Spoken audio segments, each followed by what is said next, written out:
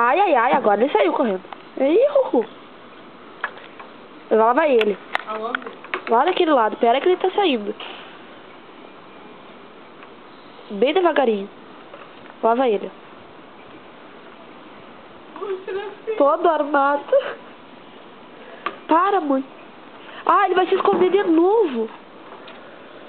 Ele tava saindo. Ai, mãe, como tem a boca aberta. É, meu Deus do céu. Mamãe, né? Estressado, Luciano? Tô, eu não consigo encontrar aquele bicho. Tá com medo? Não tô com medo. Ah, tá. Filha da puta. Ai, ele tava indo lá no meio do caminho.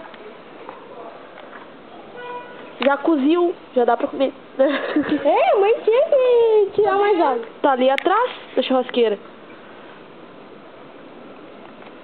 Agora ele ficou lá, a mãe jogou água nele. Mais ou menos aonde? Joga perto da parede. Por aí. Aí tá. Ele tá saindo, pera aí. Ele tá... Não joga água. Não joga. Ele tá saindo pra aquele lado? Não sei, só vejo a coisinha, a patinha dele assim, bem aberta. Tô vendo ele se bater. É, Ah, quem chegou? tá saindo. Sai. Ai, parou agora. Sai. Eu não sei o que ele tá fazendo. Ai, que merda, joga uma água tinha. Ai, derruba essa coisa aí. Pera aí que ele tá saindo. Tá, velho. Morre, diabo.